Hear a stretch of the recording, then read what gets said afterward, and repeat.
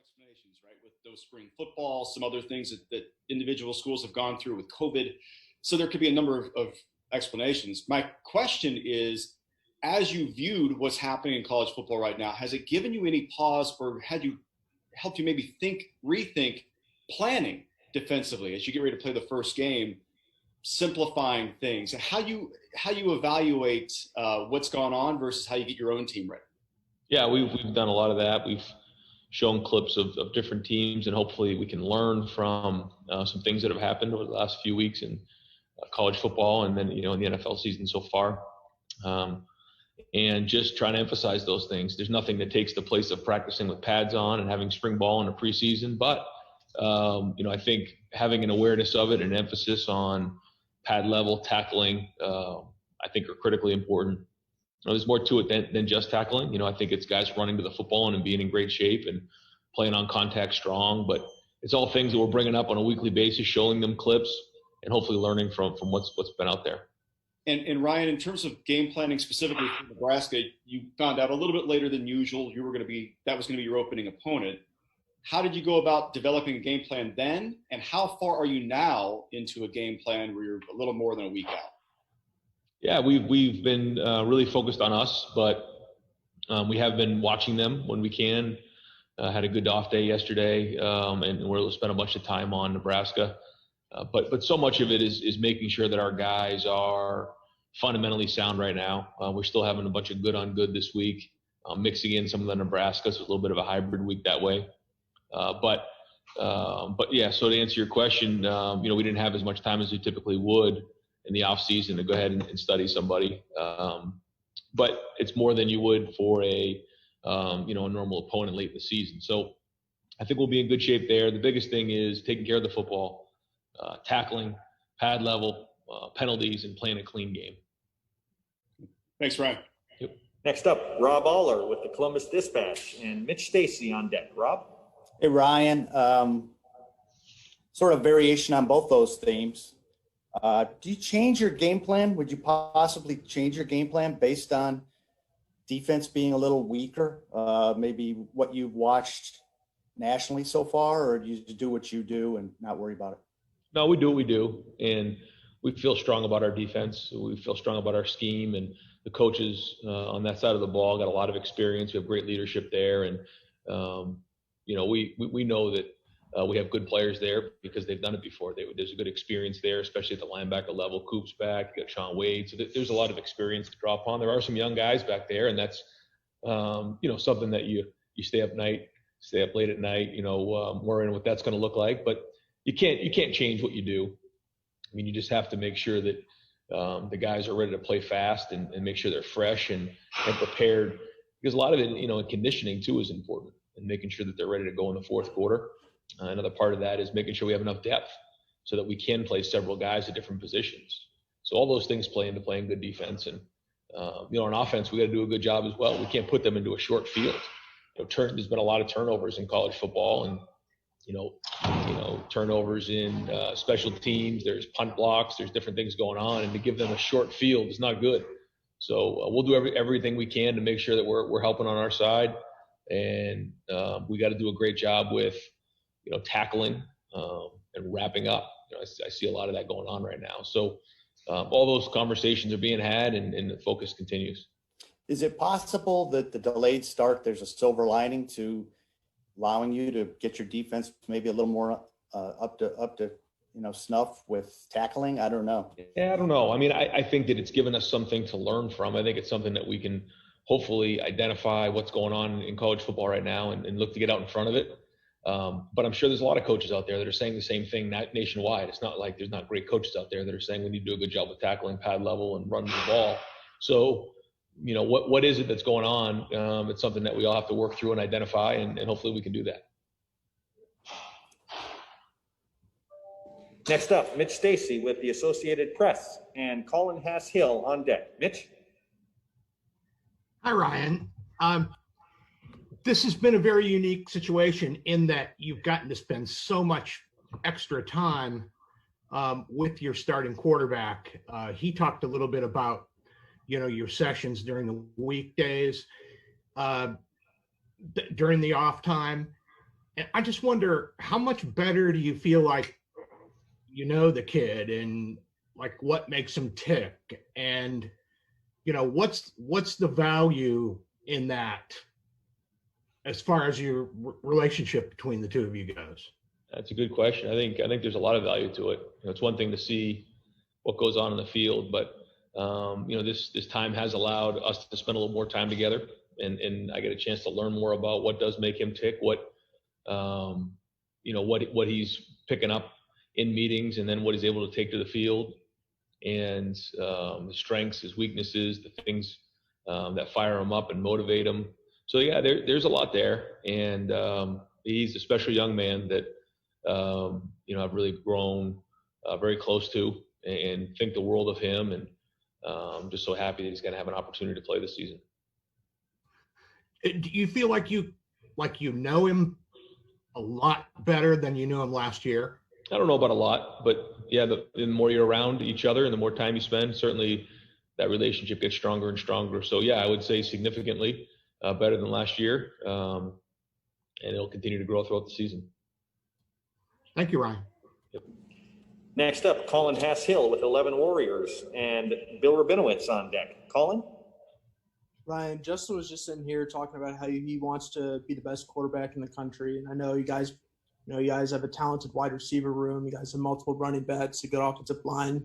I think there's a sense from the outside that you guys have a chance to be really special on offense. So I was just wondering, do you get that sense when you're with the offensive players and coaches in the building, and how do you make sure that you maximize all these guys that you have offensively? Well, the first thing is you can't be selfish, because we do have different playmakers, and you can't get too far ahead of yourself. You start thinking big like that, you'll get knocked out in the first round.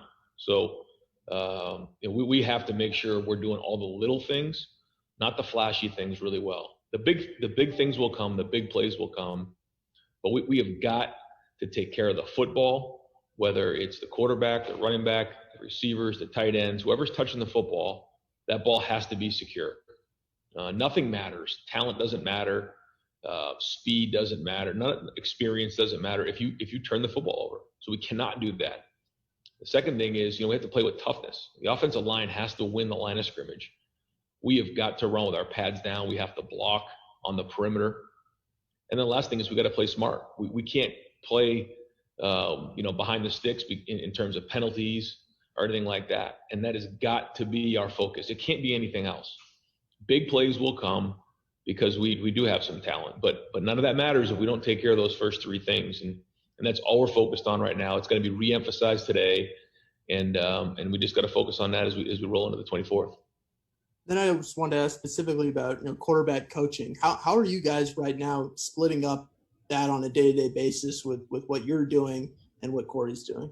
Yeah, Corey meets with the quarterbacks regularly, and every once in a while I'll grab Justin or one of the quarterbacks and spend some time with them. The one thing in that room is that Justin's been here for a year, Gunner's been here for a year, so those guys their learning level is a little bit different than the two freshmen. So there are times where we'll split up the work a little bit, just because they're at different levels.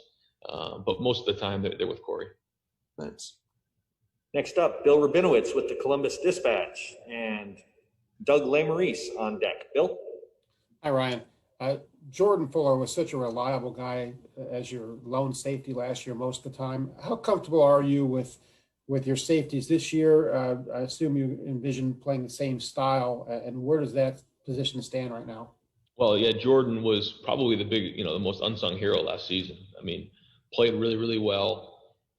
He did get some recognition, but probably not as much as he deserved. He got everybody in the right calls. He communicated well. He tackled well.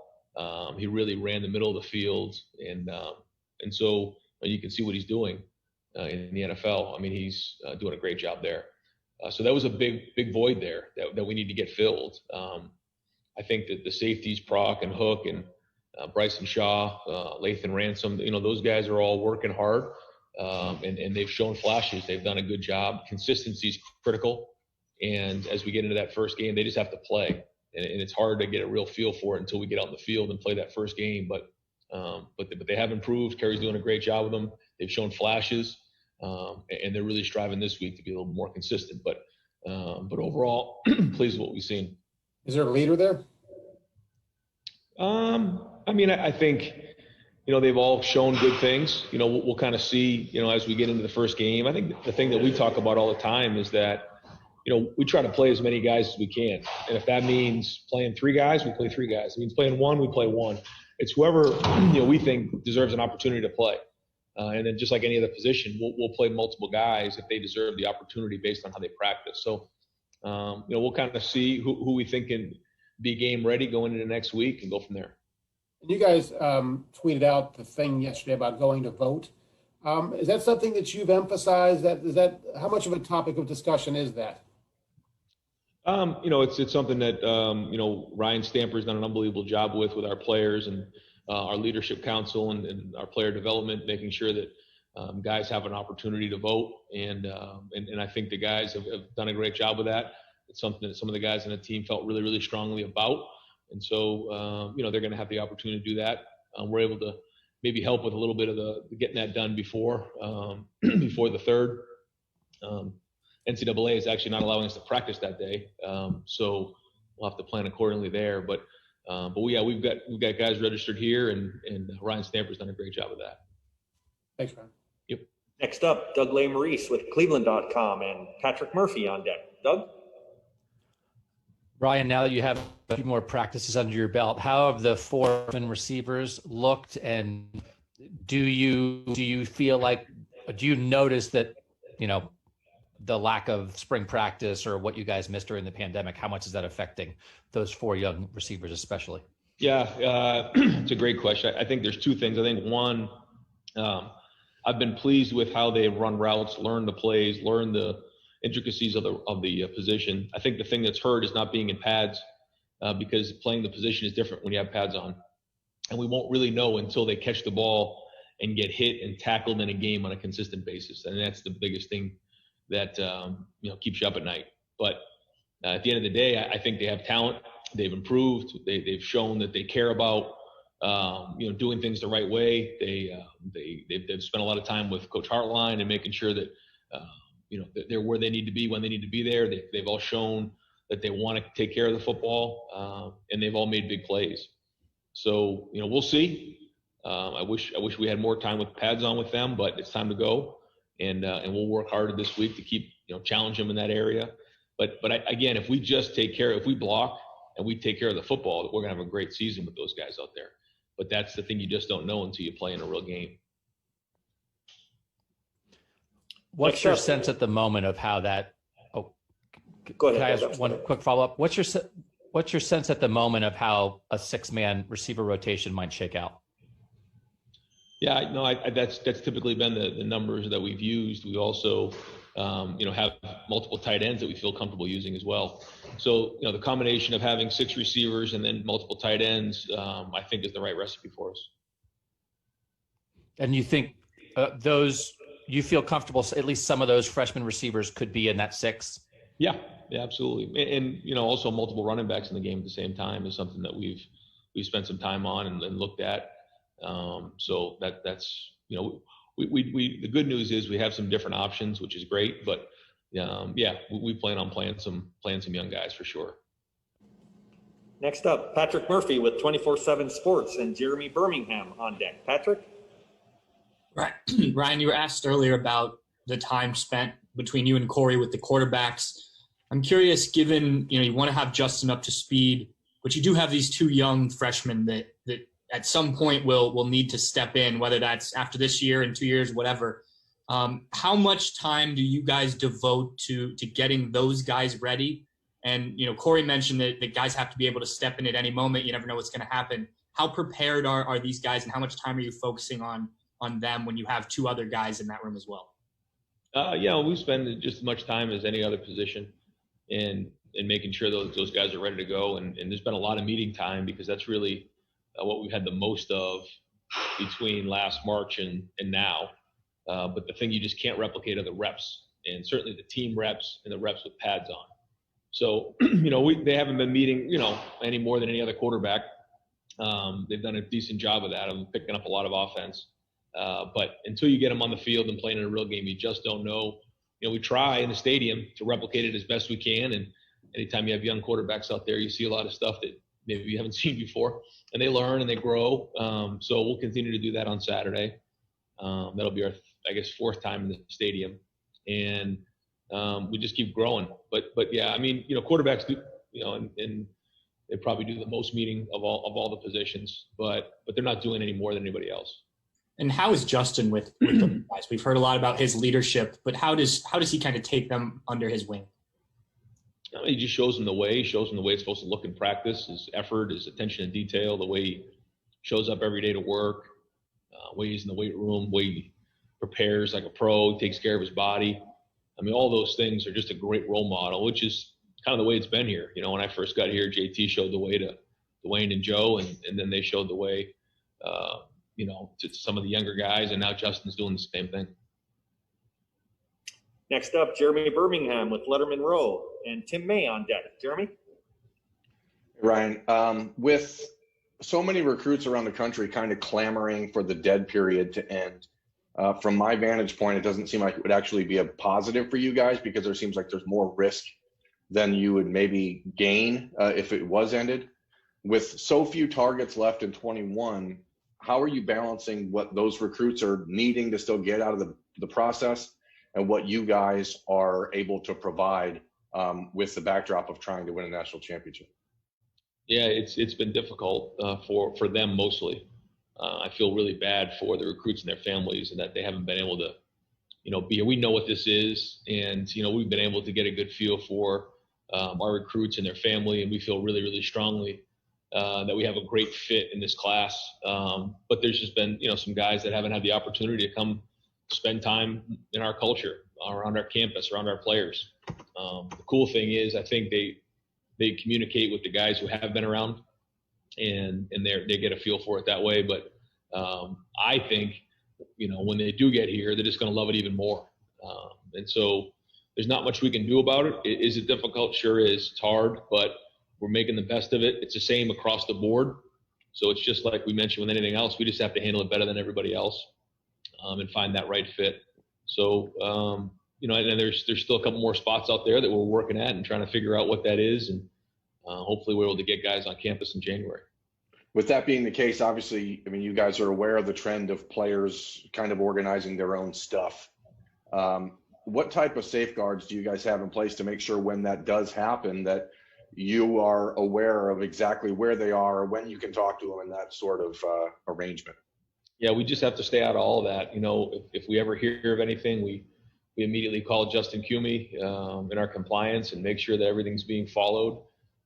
First off, through an NCAA compliance, protocol, but also because of COVID and other things like that. So we can't really get involved with that, but at the same time, we understand, that some of these guys just want to be a part of this thing. So it's kind of out of our hands, and we just kind of rely on compliance to help us. Next up, Tim May with the Tim May Podcast and Letterman Row, and Stephen Means on deck. Tim? Thank you very much. Brian, for one of another term, as a professor of football, what is it like to have a player who wants to know more, like Justin, who wants to understand thoroughly what you're thinking, et cetera? What is that like, dealing with a player like that? That's typically what you get when you have somebody here for multiple years. The first year, they're trying to learn the offense. They're trying to figure out how to make it work, the ins and the outs. And then when they become fluent in the language, they start to learn the whys. And again, the first year, it's like, what am I doing? The second year, it's usually, why am I doing it? And that's kind of where he's at right now. I think he's trying to figure out, why we do things.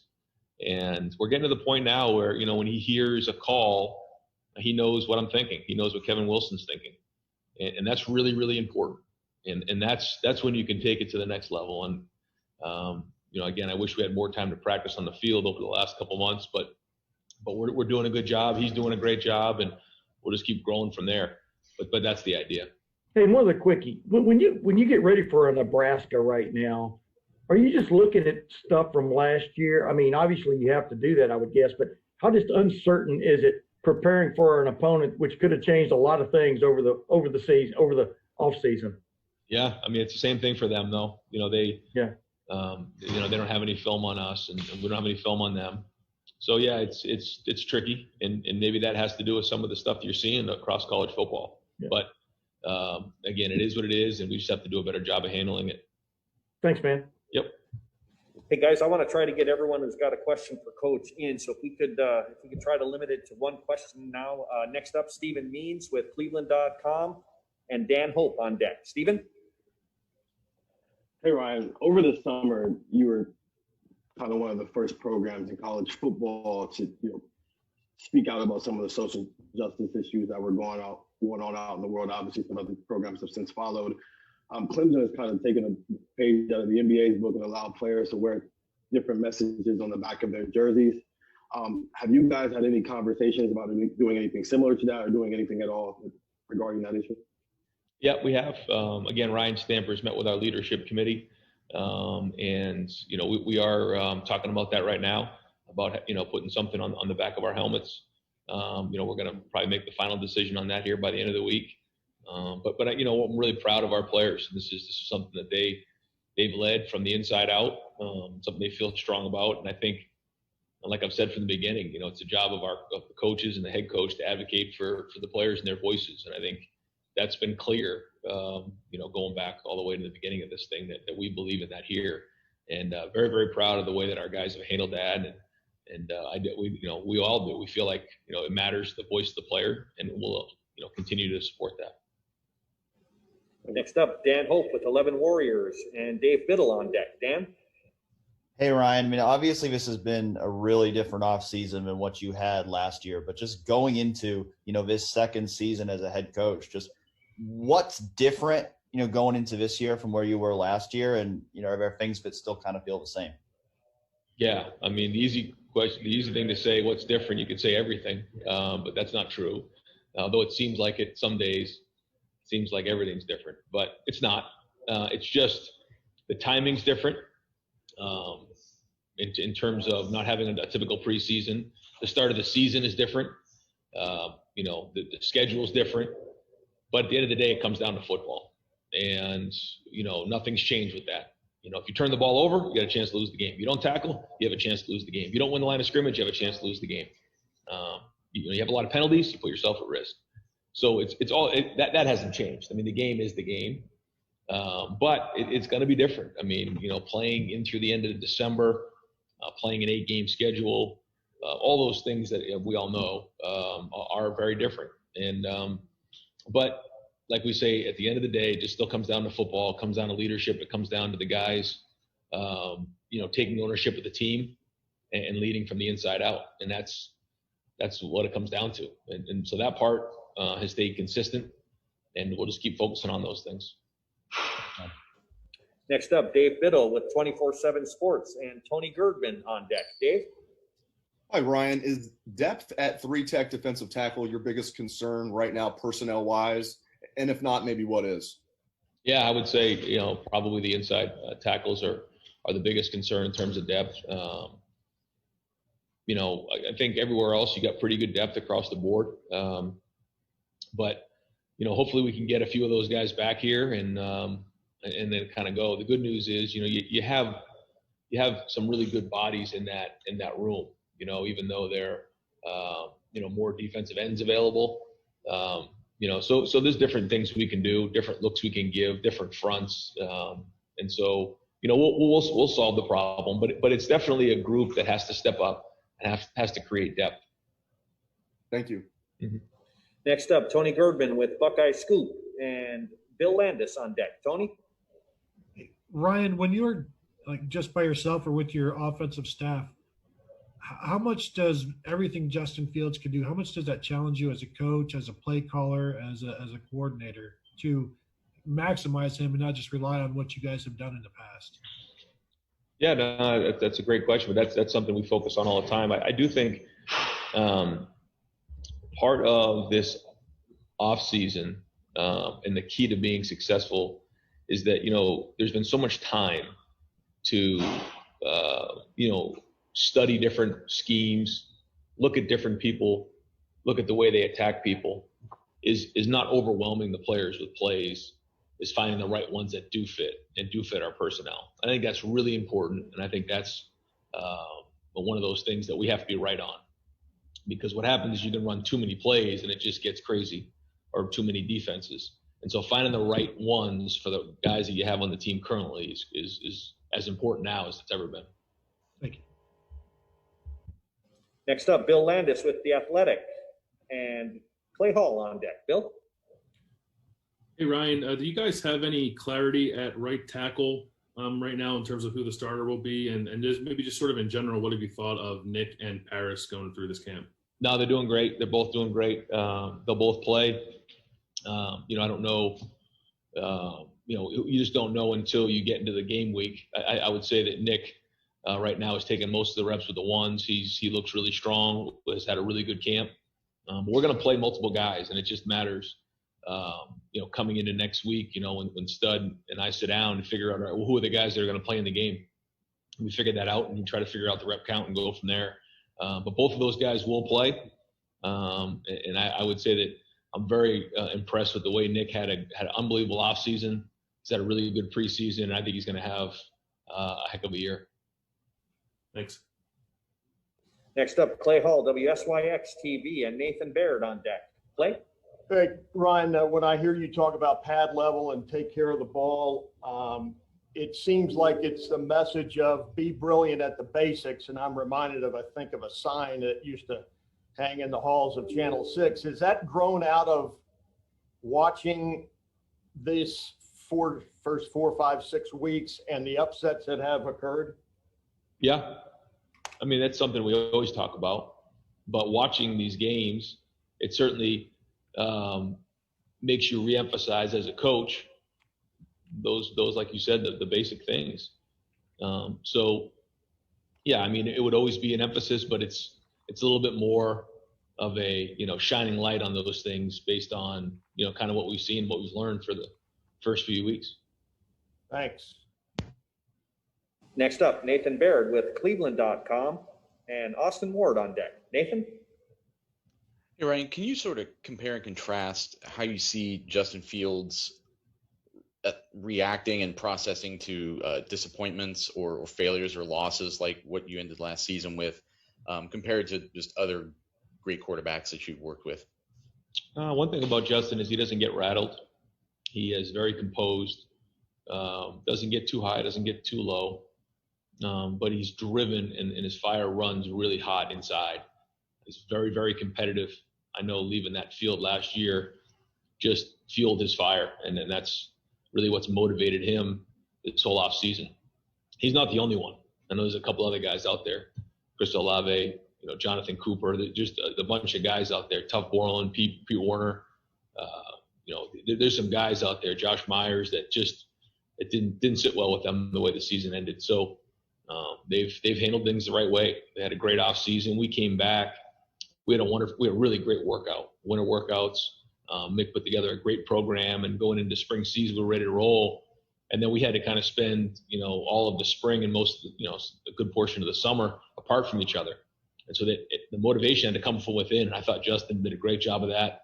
His body putting the work in, and hopefully all that pays off for us when we get going on the 24th, because I'm really proud of the way those guys have worked hard, and a lot of it has been on their own.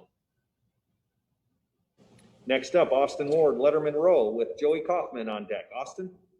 Ryan, I know that you've built a culture where the competition never stops, but in terms of having a plan for October 24th and who all is going to play, you've touched a little bit on right tackle, 3 technique, and safety. How many positions do you really feel like maybe going into this weekend and that last time in the horseshoe that you're not 100% certain about how it'll shake out? I don't really have a number, but the thing that I just always talk about is, we're going to play depth at every position. So whether it's Sean Wade playing corner, he's not going to play every snap. Whether it's Master Teague playing tailback, he's not going to play every snap. Justin Fields will, but that's about it. Our tight ends, we're going to roll guys. And really the decision we make is, you think about, even the last couple of years here at wide receiver, we had great players, Terry McLaurin, Paris Campbell, Johnny Dixon. I mean, you go through the list of guys, and they all played. We rolled guys. guys on the defensive line rolled. There were times last year where Devon Hamilton took 23 snaps in a game of 60, 70 snaps. So we constantly roll guys, and the question really becomes: is he game ready? Do we feel confident putting him in the game? If we do, then we're going to play depth. If we don't, then that's harder. And so that's where the depth is critically important, especially this season with all the unknowns, with the virus and all the things that could come down the road. So anyways, to answer your question, I mean, that's something we're still talking about. Who are the guys who are game ready? And there are some guys who are game ready right now, but there's still a good portion that aren't. And that's why this week is going to be a really strong week for us. The last couple questioners. First, Joey Kaufman with the Columbus Dispatch and Brendan Gulick on deck. Joey? Ryan, what has it been like to just watch other college football games on Saturdays? Has it felt like having like 6 bye weeks? Are you eager to play, antsy? Just emotionally, what has it been like to just be watching other games on TV? Most of it's been torture. I mean, just not being able to play in games and watching these games has been really hard. There has been a part of it that I've actually enjoyed, but for the most part, it's been hard. And I just want to be playing. Just want to get these guys on the field and get rolling. And it's been some beautiful Saturdays, and I just kind of sometimes I'll be at my son's youth game or watching a game on TV, thinking to myself, it's just amazing that it's the end of September, early October, and we're not playing. But again, you accept it, and you focus on getting the guys better because we're, I guess, 11 days away now. So it's here, it's on us, and that's the focus. Just as a quick follow-up, is there anything about this team that you are excited about to see that we haven't asked about, or just a particular something you look forward to? No, just getting out there and see what kind of team we have. I think that's the key. And I think I mentioned this last year, the journey starts and you don't know where that journey is going to take you. But every year is different. Every group is different, and it's not going to be perfect. Just not, and I know we all have high hopes, but it's going to start with one play. It's going to start with one drive, and then it's going to start with one game, and it's going to go from there. And that journey we're going to take is going to be a process. And that's the fun part. That's what's great about college football, and figuring that out, and what are the right pieces, and what are the right things that motivates our guys, and that's going to be the fun part. And final question for today comes from Brendan Gulick with Buckeyes Now on Sports Illustrated. Brendan? Hey, Coach. Thanks for your time this afternoon. Hey, we had a chance to talk with Corey Dennis for a little bit earlier. And I realize he's been on your staff for a couple of years, but obviously it certainly seems like he's in a more important role now. Can you tell us what his best value to you is, and maybe what his best asset is? Yeah, he's got a lot of assets, and he has a lot of value here. First off, he's very loyal. He grew up in this world. His dad was a coach. His dad was an AD. He understands football, and he first off, believes in what we believe in here. I think that's really important. He's really sharp. He connects well with the players, and because of all those things, I mean, he's of a lot of value to all of us here. And I think his recruiting, he's got a bright future ahead of him. And so we're very pleased with what Corey's done so far, and excited to see where it goes. Great. Coach, thank you so much for your time today with our media. Thank you. Coach, have a great afternoon and an excellent practice, and we'll see you next week.